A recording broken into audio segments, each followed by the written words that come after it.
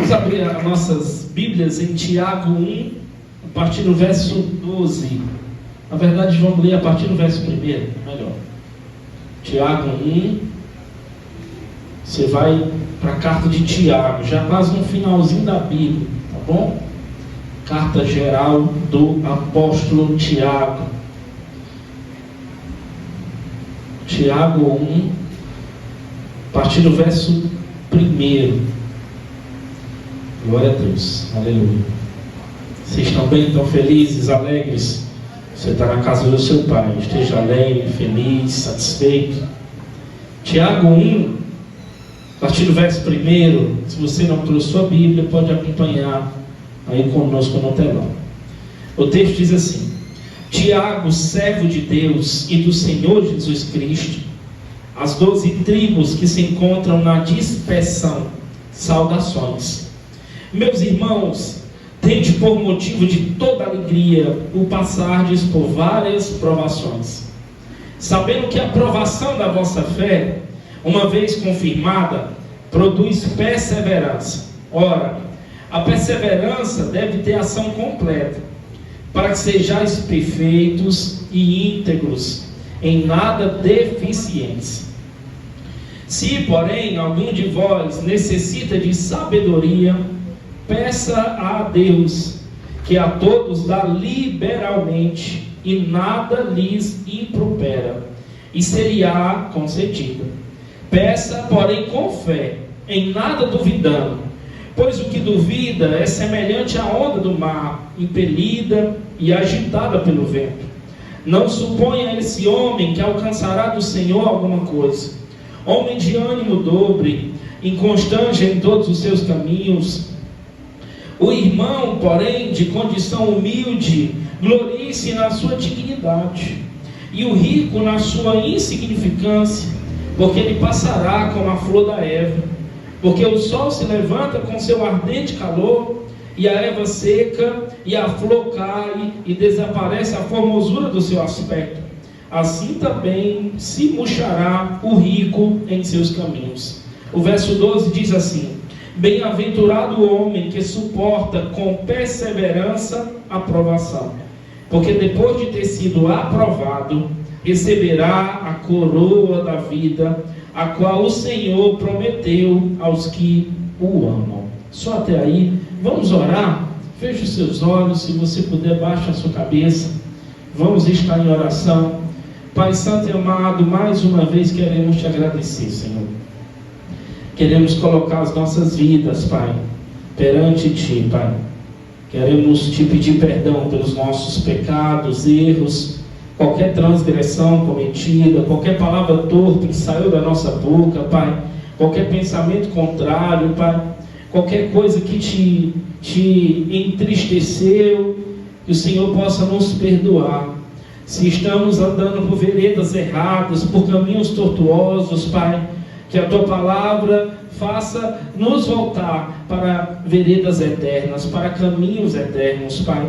Senhor, abre os nossos corações, para que a semente que é a Tua palavra entre e caia num solo fértil, numa terra boa, Pai. Que ela dê frutos, Senhor. Não frutos apenas de remorso, mas frutos de mudança genuína e verdadeira, Pai. Frutos de uma transformação completa que somente a Tua palavra gera, Pai.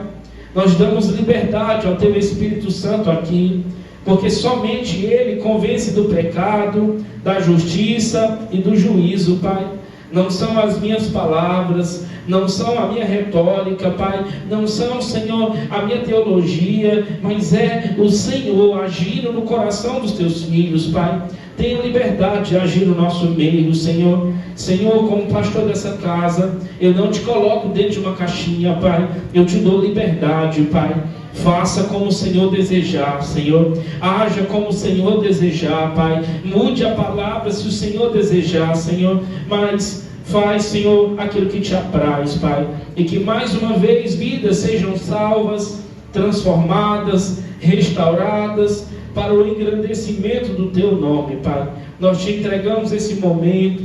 Te entregamos a nossa família, os nossos problemas, as nossas aflições, as nossas dores, Pai. Tira todo o pensamento agora que está externo, Pai, e possamos nos concentrar aqui, na Tua palavra e na Tua presença, Pai. Que possamos estar jogados aos Teus pés, Senhor. Que possamos aproveitar a boa parte, Pai. A melhor parte é estar na Tua presença e na Tua casa, Pai. O salmista Davi que diz que mais vale um dia na Tua casa, Pai, do que 1000 dias longe dela. E nós estamos aqui, Senhor. Nós encontramos os Teus altares, Senhor dos exércitos. Nós encontramos a Tua casa e estamos felizes, estamos alegres, Pai. Nós te damos total liberdade. Toma também a minha vida, Pai. Eu te peço perdão pelos meus erros, pelos meus pecados. Reconheço a minha dependência espiritual, a minha pequenez, Senhor. Me enche de graça, me enche de sabedoria. Coloca palavras de conhecimento nos meus lábios, na minha boca, Pai. E que possamos, Pai, sair daqui edificados e ministrados por Ti. Te damos honra, te damos glória e te recebemos mais uma vez com uma salva de palmas no nome de Jesus. Amém. Glória a Deus. Queridos, o título dessa palavra de hoje é Enfrentando os Invernos da Vida. E para que nós chegarmos ao desenvolvimento dessa palavra, eu preciso te explicar um pouco o contexto dela. Por que eu estou usando o texto de Tiago? Por que o livro de Tiago? O que tem a ver com o inverno? Nós vamos entender sobre isso. O fato é que essa carta de Tiago é uma carta muito prática. A carta de Tiago é conhecida como o Provérbios do Novo Testamento. Paulo, ele agiu muito na doutrina, na teologia.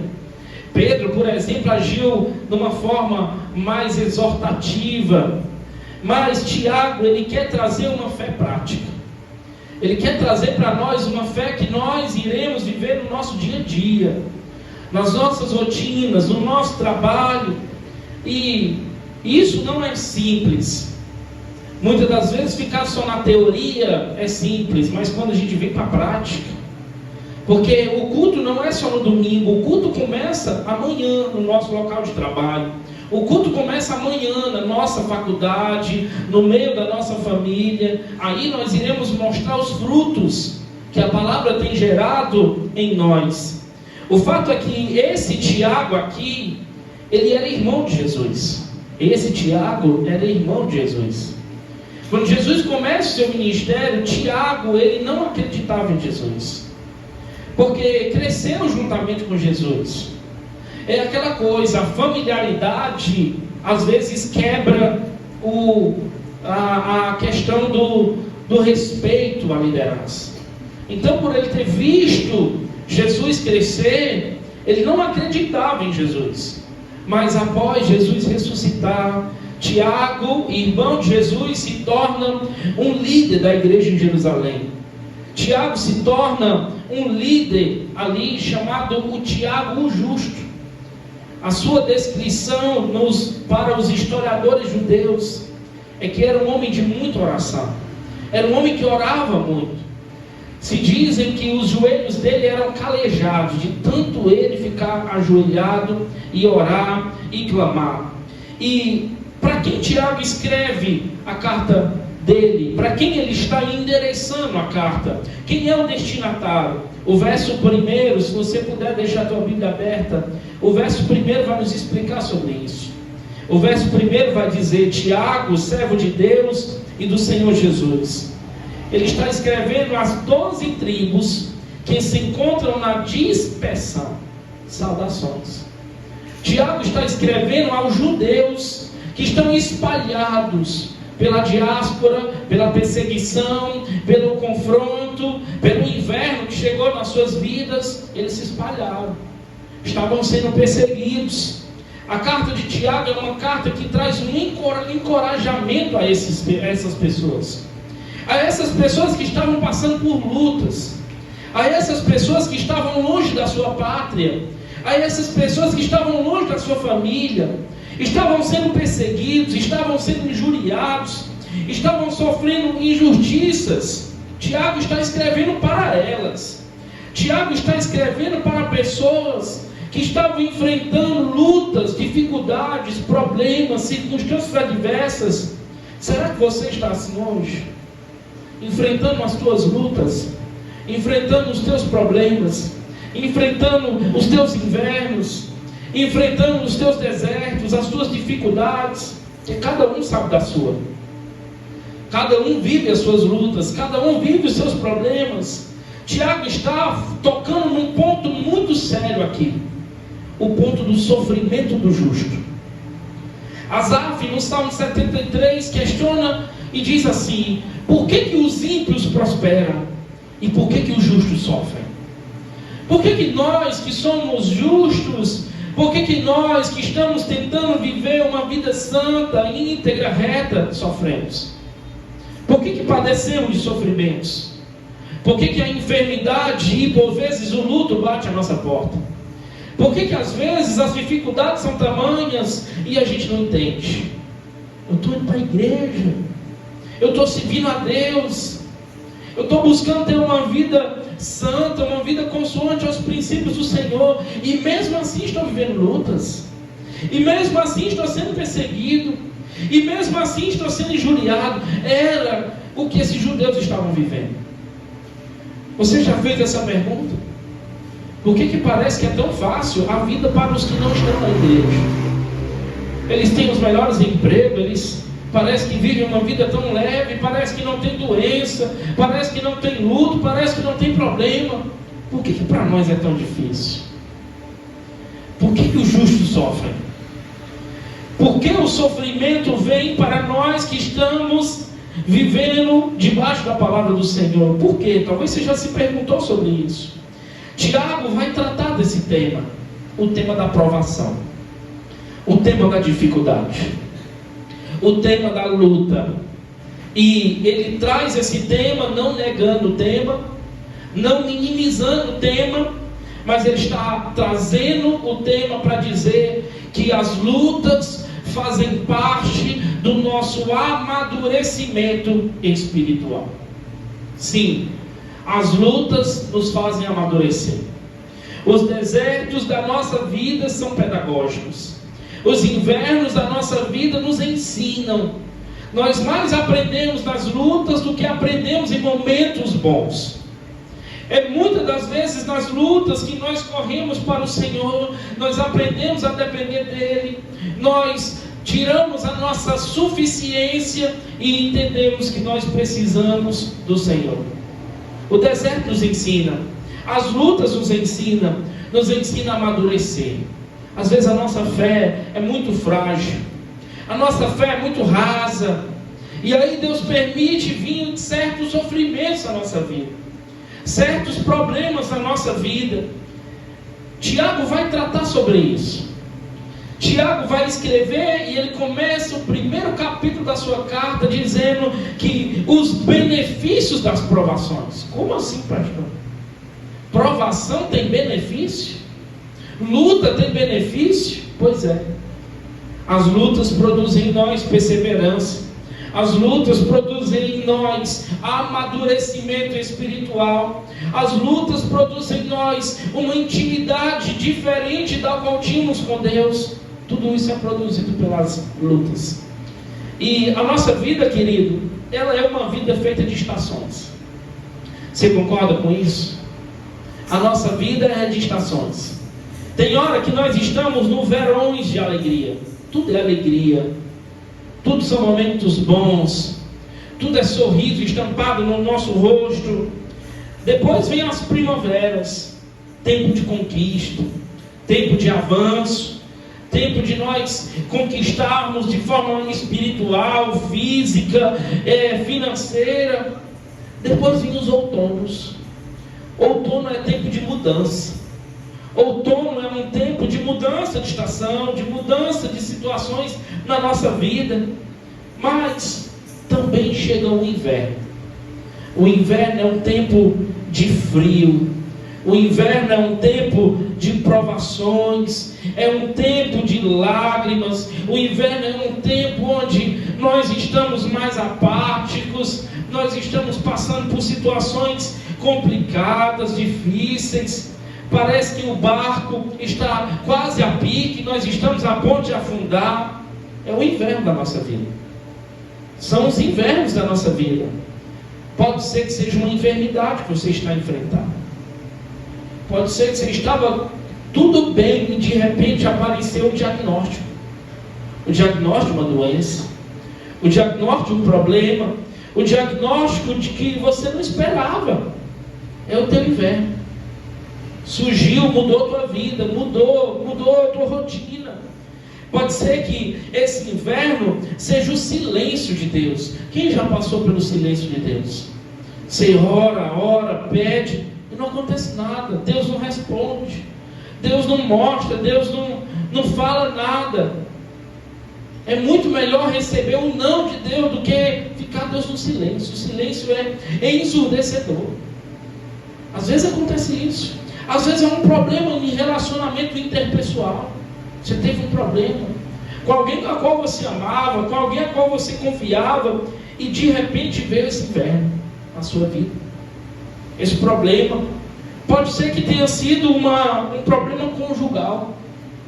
Está tudo indo bem, mas de repente o casamento acontece uma confusão. Os dissabores, o bolo da discórdia cresce. E aí você está com o teu lar com problema, com dificuldade. O lar que era um lar de paz, agora virou um lar de guerra. Às vezes é um problema que você está passando de uma ordem emocional. Você está depressivo, você está ansioso, você está passando por isso. Às vezes você está cercado por pessoas. As pessoas acham que você está bem, mas é só você e Deus sabe quando você está sozinho. Quando as lágrimas caem. É o inverno, querido.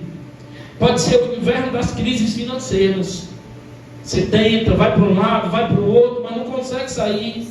Não consegue vencer. Não consegue sair dessa crise. E o fato é, nós estamos prontos para viver momentos assim. Você está pronto para passar por momentos difíceis?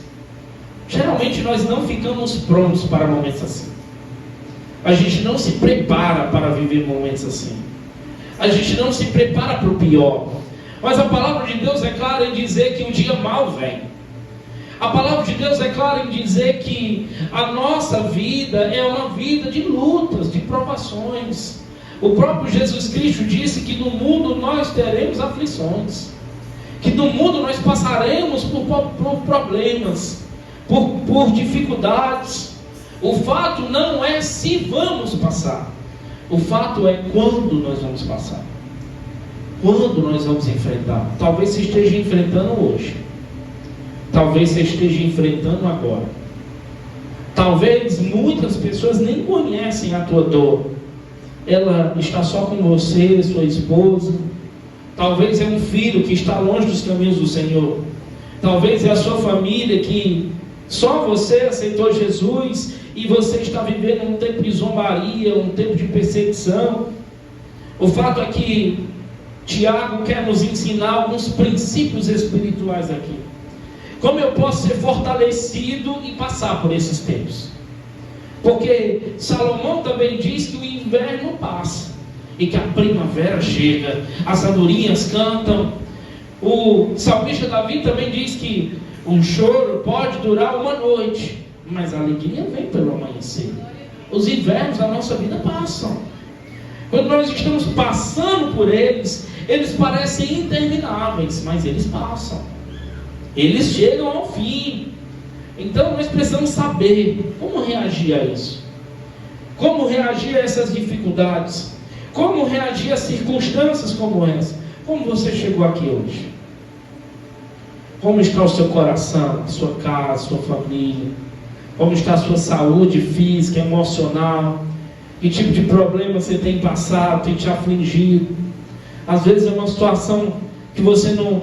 É uma situação financeira que há tempo você tem batido em portas e nenhuma se abre para você.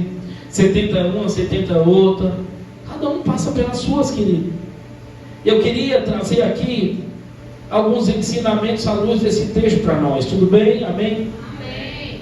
O primeiro deles é que nós precisamos aceitar o inverno como parte da nossa jornada de fé. Aceite. Pastor, como eu vou aceitar a luta? Como eu vou aceitar as provações que batem à minha porta? Aceite, reconheça. Reconheça que elas fazem parte. Reconheçam que você vai passar pelo vale da sombra da morte. Reconheça que você vai passar pelo vale de Baca, como é lá em Salmo 84. Você vai passar por momentos difíceis. Você vai passar por circunstâncias difíceis. Tiago diz: meus irmãos, o verso 2, tende por motivo de alegria passardes por várias tribulações. Como eu posso sentir alegria passando por uma luta? É o que Tiago está tentando nos ensinar.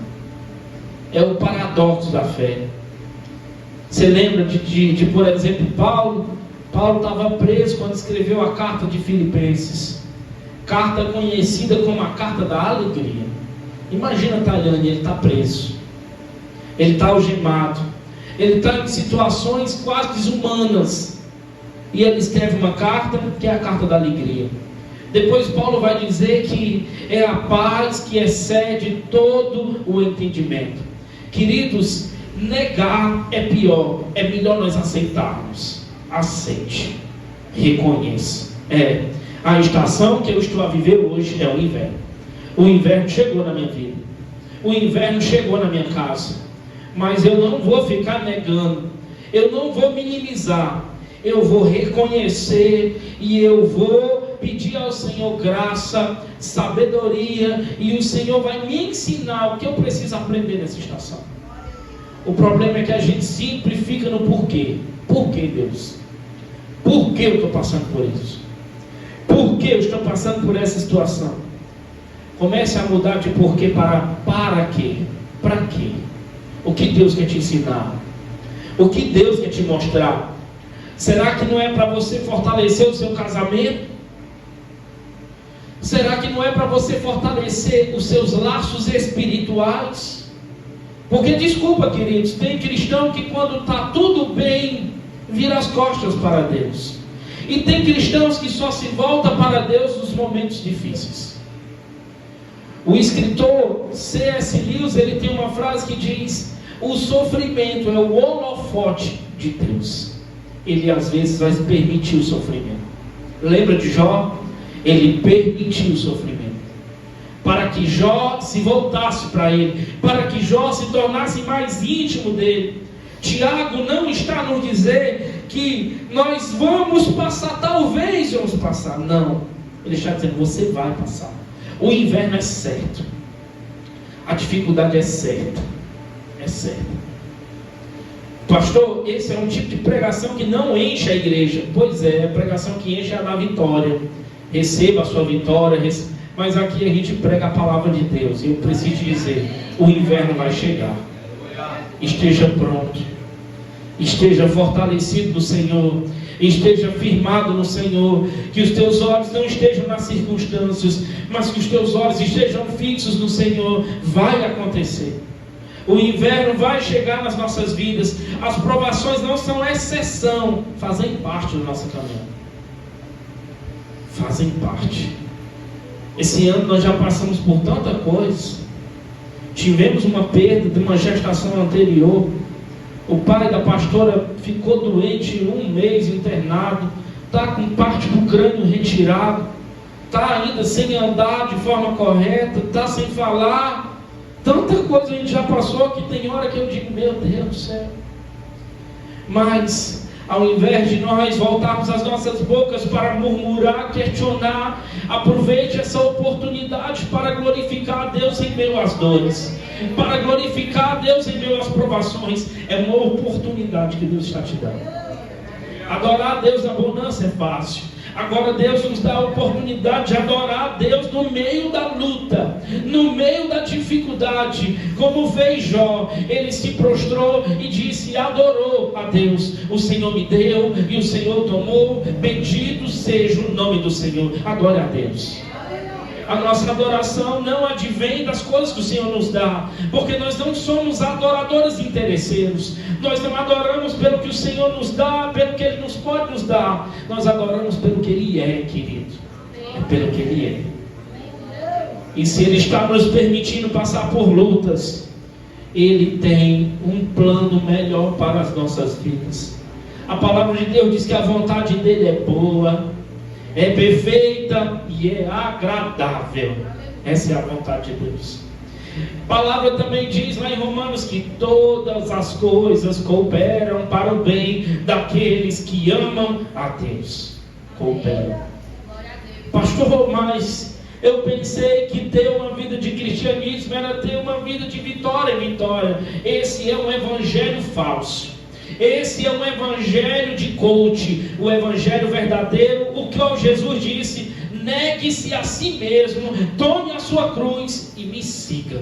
Esse é o verdadeiro evangelho. É um evangelho de renúncia, é um evangelho de sacrifícios, é um evangelho onde nós passaremos por dificuldades, mas entenda, você não está sozinho. O Senhor está com você.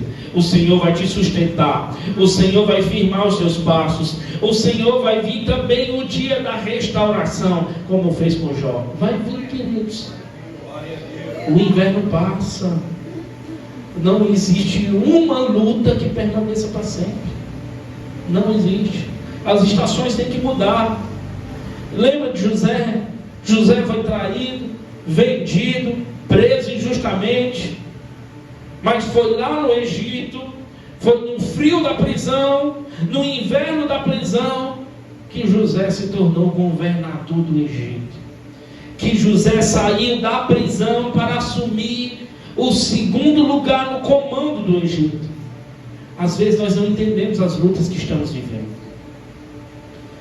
O próprio Jó não entendia o que passava, porque ele era um homem justo, porque ele era um homem íntegro. Deixa eu te falar uma coisa muito séria. Sim, nós somos frutos das nossas escolhas. Tem coisa que você pode estar vivendo hoje que foi fruto das suas escolhas ontem. Tem sim essa situação. Isso é inegável, é a lei da semeadura. É aquilo que você fez e hoje você está colhendo as consequências. Mas tem outras coisas, querido, que foi o Senhor que permitiu que você viva. Que foi o Senhor que permitiu. Às vezes nós ficamos olhando para o irmão que está passando por luta e dizendo: olha, se tu está passando por tudo isso, é porque tu está em pecado, é porque você tem alguma área desajustada na sua vida. Nem sempre. Essa é uma teologia simplista. Às vezes é o Senhor quem está forjando em você o caráter de Cristo. É o Senhor quem está permitindo você ser maduro. É o Senhor quem está dizendo: das tuas feridas um dia vai sair poder para curar. É das tuas dificuldades que um dia você vai testemunhar que o Senhor restaura, que o Senhor cura, que o Senhor transforma. Ele permite. E nós precisamos entender isso, queridos.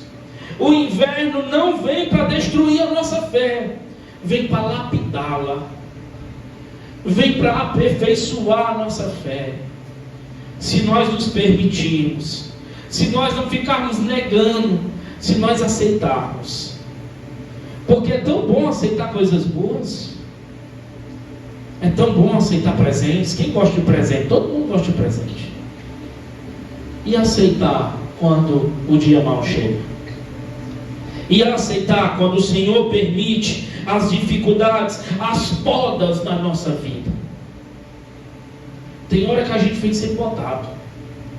Estava assistindo uma pregação essa semana de um pastor dizendo que tinha 50 anos de ministério. Que os 45 anos de ministério dele foi um ministério frutífero.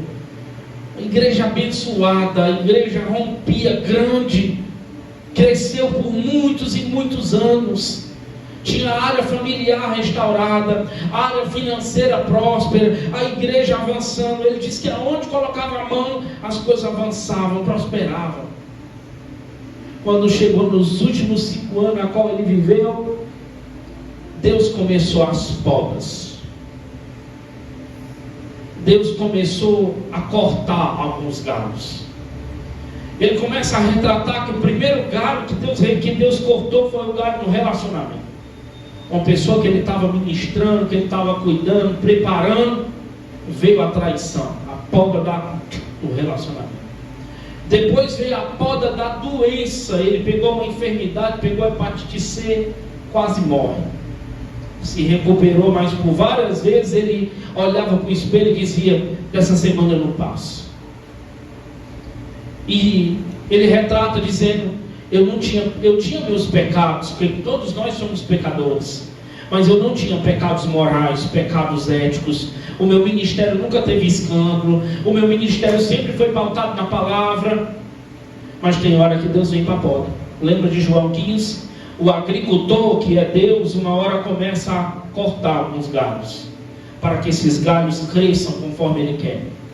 O terceira poda desse pastor foi um filho dele de 40 anos, que foi acometido por uma enfermidade e morreu.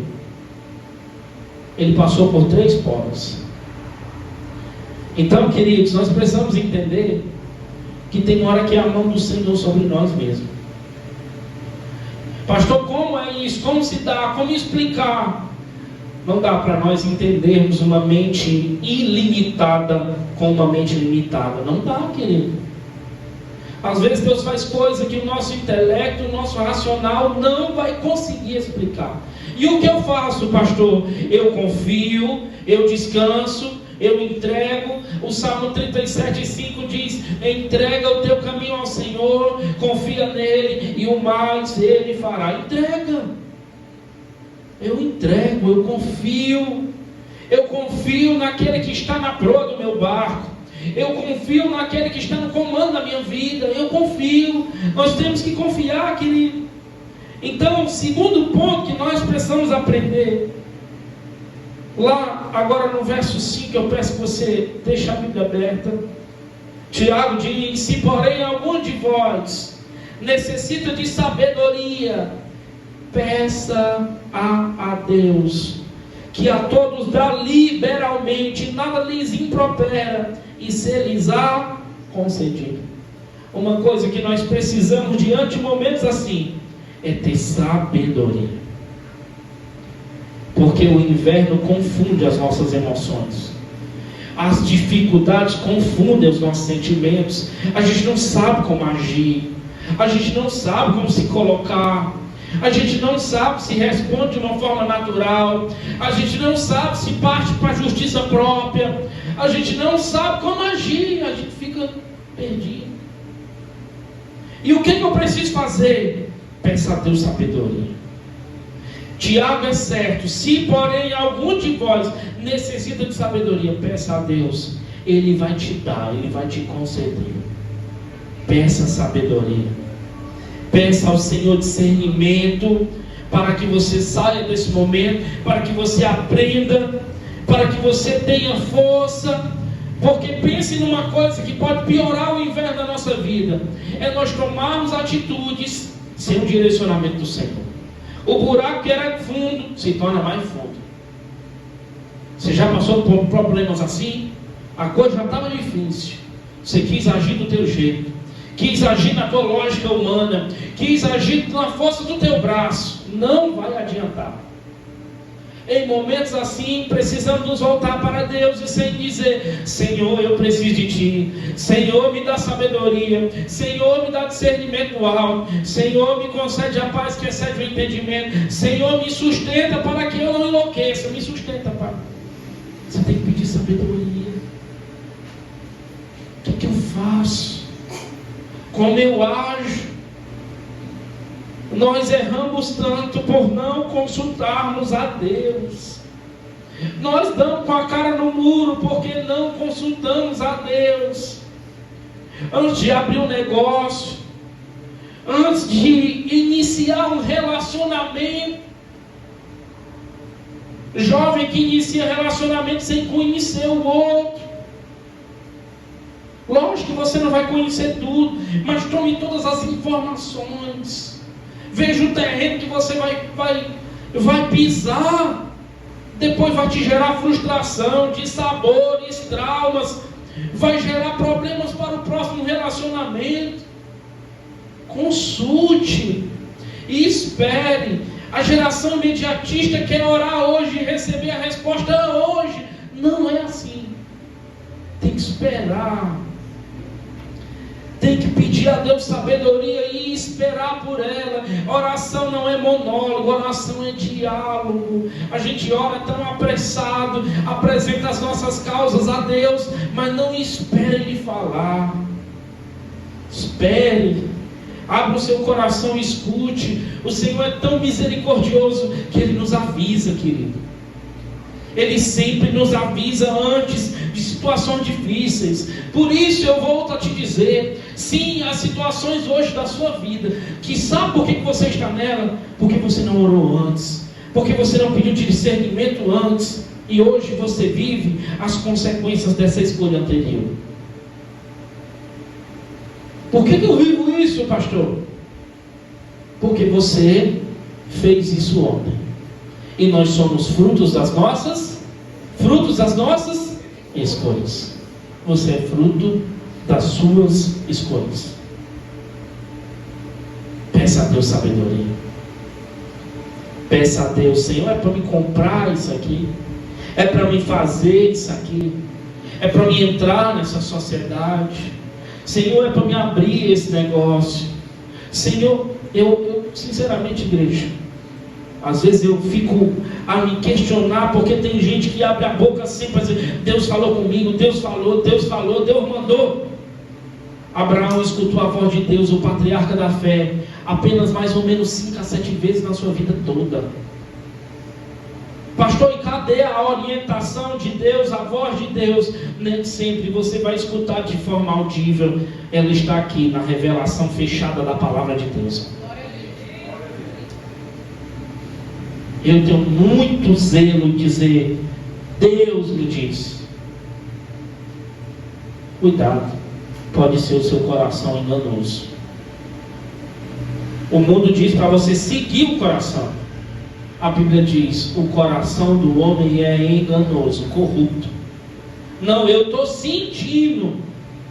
É mesmo? É isso mesmo? Precisamos pedir ao Senhor sabedoria do alto. Sabe que Salomão, quando recebe o trono, pede a Deus? Podia ter pedido riqueza. Ele diz: Senhor, me dá sabedoria para governar. Pai. Deus se alegrou tanto do pedido de Salomão, que concedeu a Salomão riqueza, luxo, concedeu a Salomão todos os governos, deu tudo para Salomão. Por quê? Porque ele pediu sabedoria. Peça sabedoria, querido. Sabedoria você como mulher, para governar o seu lar, para edificar o seu lar.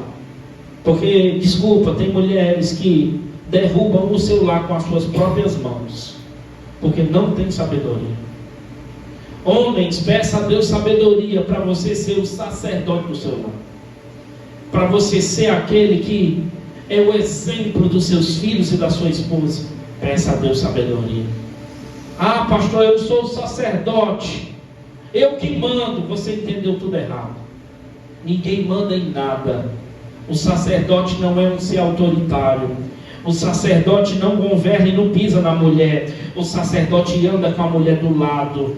Deus não tirou um fêmur, Ele tirou uma costela.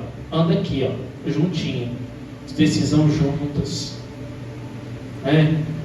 Tem casamento que a mulher não sabe nem quanto o marido ganha.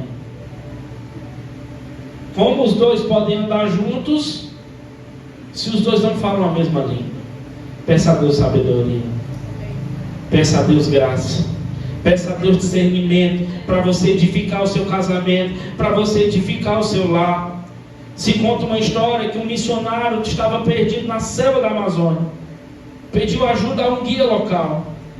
Andou horas sem ver caminho algum. Perguntou ao guia: onde está a estrada? O guia respondeu: eu sou o caminho. Sabe o que isso nos mostra? Vai ter momento nos invernos da nossa vida que nós vamos andar e não vamos achar saída. Se volte para a saída, se volte para o caminho. A palavra diz lá em João 14,6: eu sou o caminho, Eu sou a verdade e eu sou a vida. Ele é o caminho. Ele é o caminho. É Ele quem vai te dar direção. É Ele quem vai te mostrar sabedoria. É Ele quem vai te dar força para você enfrentar. Para de resolver as coisas na tua lógica, do teu jeito, da tua maneira. Dobre os seus joelhos e peça a Deus graça. Senhor, o que eu faço? Senhor, para onde eu vou? É interessante que o povo, quando sai do Egito, passa o Mar Vermelho. Agora eles estão diante de um deserto castigante. O Senhor coloca uma nuvem de fogo e uma coluna para proteger eles do sol e para proteger eles do frio. O tabernáculo era montado sempre que eles paravam, porque era um povo nômade. Até hoje os judeus celebram a festa dos tabernáculos. Por quê? Porque o povo sempre foi um povo nômade. Então a nuvem parava, eles montavam o tabernáculo e ficavam lá. A nuvem andava, eles desmontavam o tabernáculo e andavam. Sabe uma coisa que nós precisamos fazer? Viver consoante a isso. O Senhor falou, o Senhor orientou, o Senhor deu discernimento, a nuvem andou, agora eu ando. Mas está parada, fica no seu lugar, querido. Fique aonde você está, fique aonde Deus lhe orientar, para que depois isso não te gere frustração, não gere atraso, não gere retrocesso. Então, a primeira coisa que nós aprendemos aqui é que você precisa reconhecer que o inverno faz parte da nossa jornada. Segunda coisa, precisamos buscar sabedoria. E terceira coisa, mantenha os olhos no prêmio eterno durante o inverno. O verso 12 diz assim: bem-aventurado o homem que suporta com perseverança a provação, porque depois de ter sido aprovado, receberá a coroa da vida, a qual o Senhor prometeu aos que o amam. Sabe quando nós sustentamos? É quando os nossos olhos estão voltados não para as crises na terra, mas quando os nossos olhos estão fixados na coroa que um dia será colocada na nossa cabeça. Aí nós suportamos. Os nossos olhos estão voltados para uma esperança muito maior. Os nossos olhos estão virados para não um cenário econômico, não uma situação política, não uma crise, mas os nossos olhos estão voltados para de onde vem o nosso socorro, e o nosso socorro vem do Senhor, que fez os céus, que fez a terra, o Criador de todas as coisas, o Bereshit, o começo e o fim, o alfa e o ômega, está nele, querido. Quando está nele, quando os nossos olhos estão voltados para o nosso prêmio. 2 Coríntios 4:17. Coloca aí, Danielzinho, por favor. Vamos ler juntos.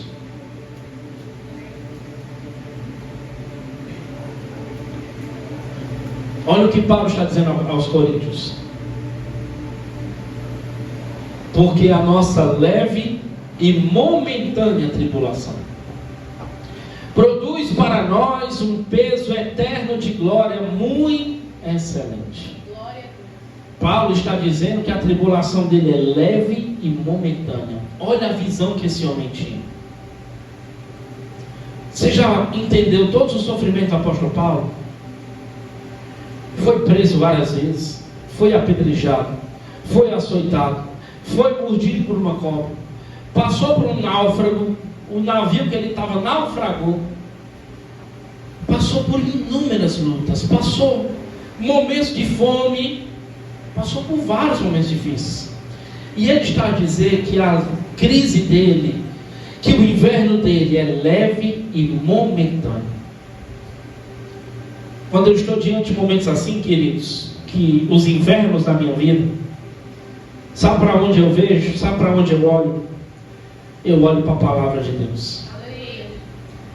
Desculpa, queridos, eu não vou para uma reunião buscando que uma irmã do coque venha me revelar nada. Eu não vou fazer isso. Desculpa. Sabe para onde eu me volto? Eu me volto para a Bíblia. Essa semana, diante das lutas da minha vida, Eu estava lendo um livro da Bíblia e eu fui para um outro livro. Eu não sei se foi de forma casual, porque eu não acredito no casual, eu acredito na soberania de Deus. Aí eu fui começar a ler o livro de Ezequiel. O livro de Ezequiel começa com o chamado de Ezequiel. Se você já teve a oportunidade de ler, talvez você leu e não entendeu nada. É assim mesmo. Primeiro capítulo de Ezequiel, Ezequiel começa a ver uns 4 seres viventes.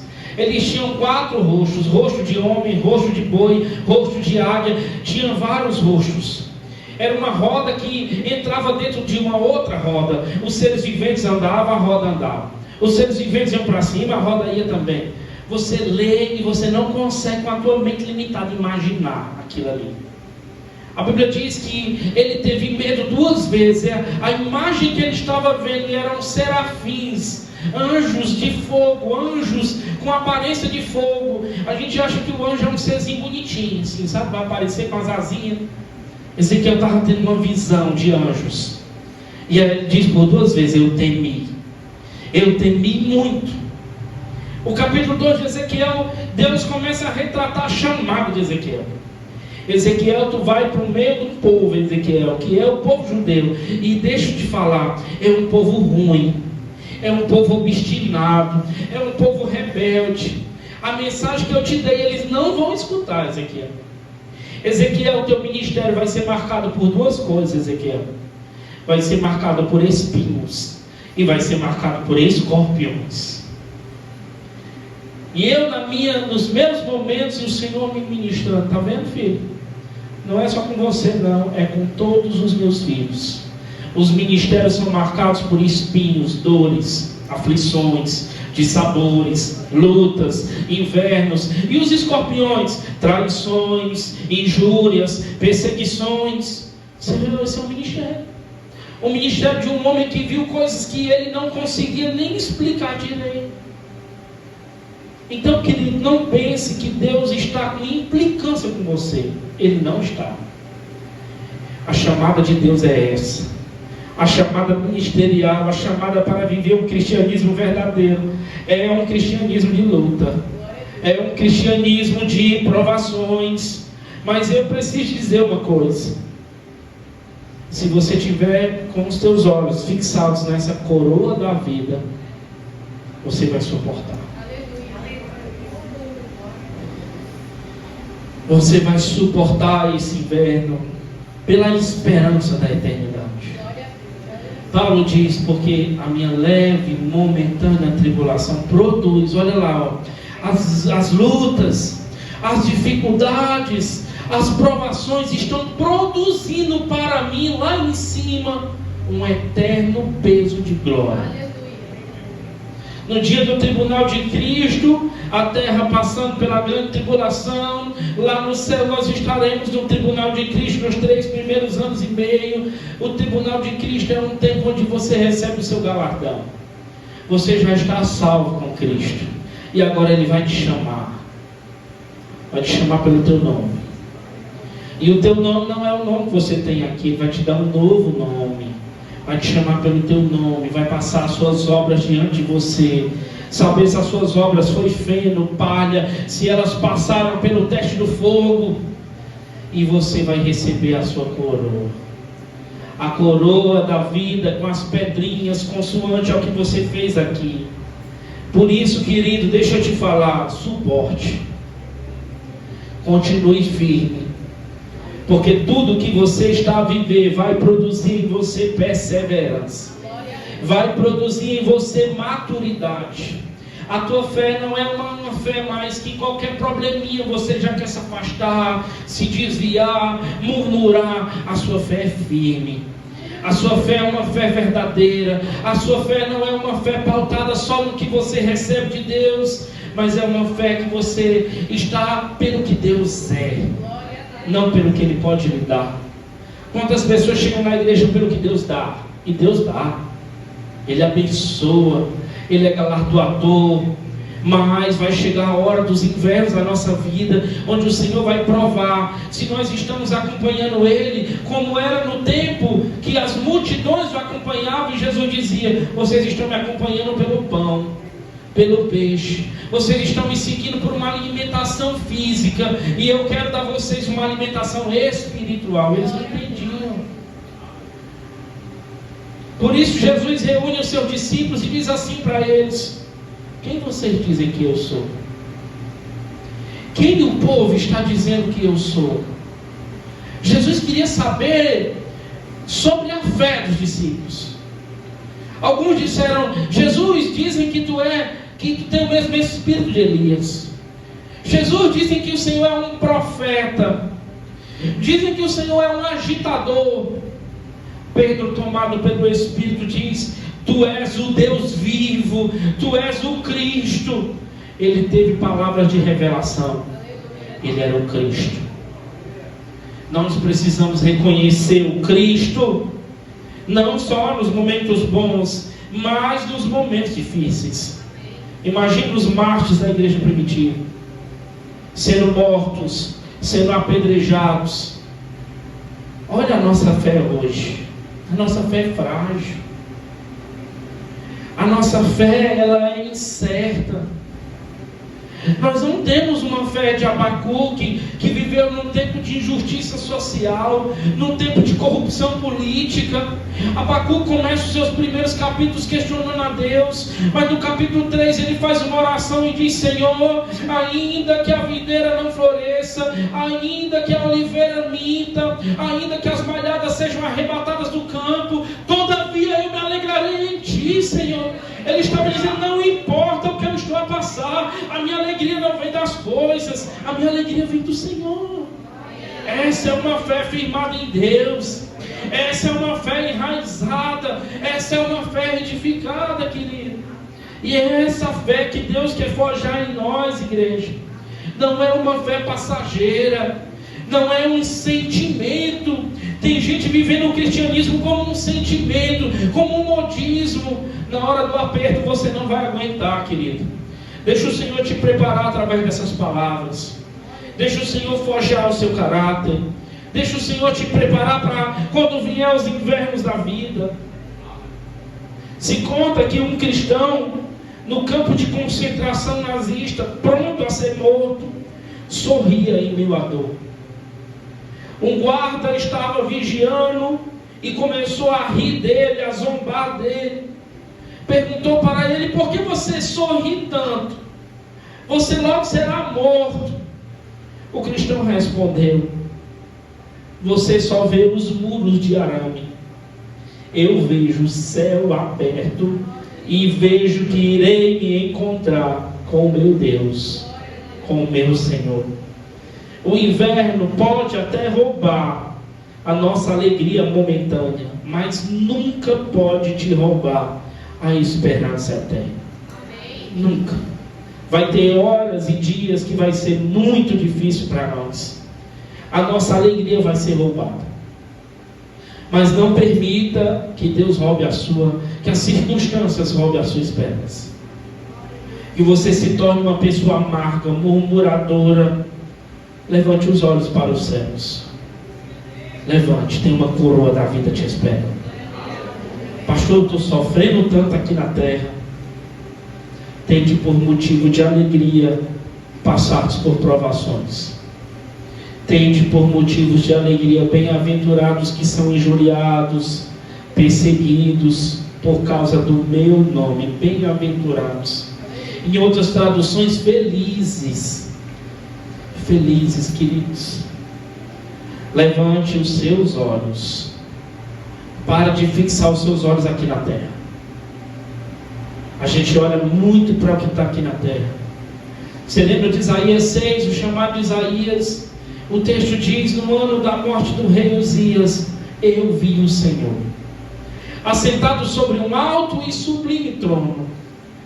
Isaías estava vivendo um período de crise. Uzias era primo de Isaías, parente de Isaías, era um rei terreno, morreu. E estava vivendo uma crise. Mas foi no ano da morte do rei Uzias que Isaías teve uma revelação sobrenatural do Senhor. Deixa eu te falar uma coisa. Permita que os invernos da sua vida sejam o maior tempo de intimidade que você tem com Deus. Permita que Deus fale com você. Permita que Ele molde o seu caráter. Permita que Ele te ensine através das provações. Você não vai mais questionar por que aconteceu comigo. Você vai perguntar: para quê, Senhor? O que o Senhor quer me ensinar? O que o Senhor quer me mostrar? O que o Senhor quer forjar no meu caráter? O que o Senhor quer que eu retire, que eu cresça, que eu me aperfeiçoe? Pergunte por quê. Eu quero encerrar, igreja. Talvez você chegou aqui enfrentando um inverno. Talvez você chegou aqui enfrentando uma luta, uma dificuldade, um problema. Eu não sei o problema de todos. Sei aqueles que chegam até mim e conversam, mas nós nunca saberemos o problema de todos, o inverno de todos, a dificuldade de todos. Mas eu quero te dizer uma coisa: sem Cristo, o nosso inverno é definitivo. Se você não tiver Cristo, aí eu vou te dizer, o teu inverno é definitivo. O que o Senhor quer dizer, pastor? Você está passando por lutas e dificuldades aqui? Pois é melhor passar com elas com Cristo do que morrer sem Cristo. Aí eu te garanto, é uma eternidade de sofrimento, é uma eternidade de luta, é uma eternidade de tormentos, de ranger de dentes. O inverno da dor a qual passamos hoje não é eterno. Por quê? Porque Jesus é o bálsamo que cura. Jesus é o que vem nos dar paz que excede o entendimento. O inverno da solidão não é eterno, porque o Espírito Santo é o nosso consolador, é o nosso amigo. Mas o inverno sem Cristo é eterno. É melhor sofrer com Ele. É melhor ter uma vida de sofrimento na terra com Ele e morrer com Ele, do que ter uma vida de vitória em vitória na terra e morrer sem Cristo. A palavra de Deus diz assim: do que adianta o homem ganhar o mundo inteiro e perder a sua própria alma? Do que adianta trabalhar e os celeiros estarem cheios, e se hoje te pedirem a tua alma, você não se preparou? Você não se preparou. Queridos, nem a morte é eterna, porque Jesus venceu a morte e nos prometeu um dia nos ressuscitar para vivermos com Ele. Se você está a viver um inverno hoje, eu quero te encorajar: não desanime. Não entre num período de murmuração, de questionamento a Deus. É só uma estação e ela vai passar. Porque depois do inverno precisa começar a primavera. Ela vai passar. Essa estação vai passar. Vem a primavera do renovo. Vem depois o verão da colheita. Vem depois o outono da mudança das folhas. O inverno terá cumprido o seu papel. Você sairá amadurecido. Você sairá com uma fé mais forte. Você sairá firmado na palavra do Senhor. Mas o inverno mais duro é o inverno sem Jesus. É o inverno de aflição da nossa alma. Deixa eu te falar, Jesus também enfrentou o inverno dele. Foi, sabe qual? O inverno da cruz. Getsemane significa prensa. Ele foi ali moído. Saiu lágrimas. O seu sangue, ao invés de produzir suor, produzia sangue. O seu corpo. Ele estava enfrentando a rejeição. Ele estava enfrentando o abandono. Porque ele escuta as palavras no céu. Ele queria uma aprovação da parte do Pai, mas ele não escutou. E ele diz: Deus meu, por que me desamparaste? Estava sofrendo um abandono do pai. Ele estava enfrentando o seu inverno. E eu te garanto, esse inverno é muito maior do que o inverno que você está enfrentando. O inverno da crucificação. Jesus enfrentou tudo isso para um dia nos oferecer a salvação. Para um dia estender a mão e dizer: eu sou o caminho, eu sou a verdade, eu sou a luz, eu sou a vida. Eu posso te oferecer uma vida comigo, uma vida eterna de alegria, uma vida eterna sem problemas, sem lágrimas, sem sofrimento. E eu não posso encerrar essa palavra sem trazer Cristo para ela. Eu preciso te apresentar Jesus. Eu preciso te dizer que as coisas aqui são terrenas e efêmeras.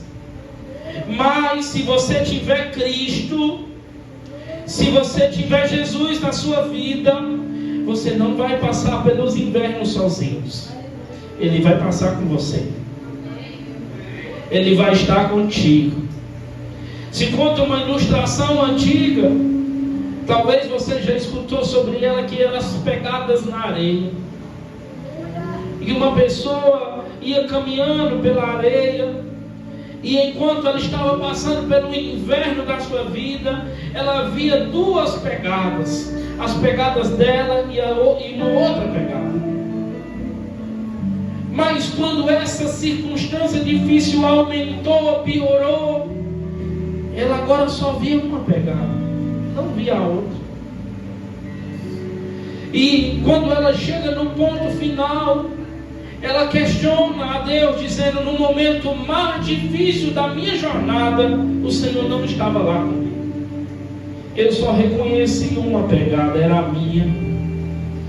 Jesus vira com paciência, com longanimidade, e diz: não, filho, você entendeu errado. As pegadas que você estava vendo não eram suas, eram minhas. E eu estava te carregando nos meus braços. Eu estava te sustentando. Eu estava te guiando.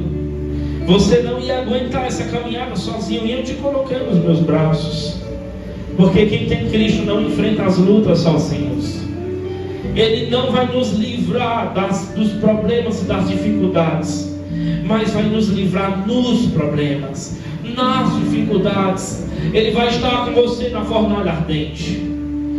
O Nabucodonosor vai olhar e ver: eu coloquei 3 homens ali, mas tem um quarto com a aparência de um filho de homem, e ele vai andar com você, ele vai estar lá. Elias, quando estava na caverna, ele não estava só. Talvez você está na caverna da depressão, na caverna da ansiedade, na caverna de problemas emocionais. Como Elias, você talvez está amaldiçoando o dia do seu nascimento, pedindo a morte debaixo de um pé de zimbro. E chega Deus e diz: Elias, o que tu fazes aqui, Elias? Deus estava lá com Elias.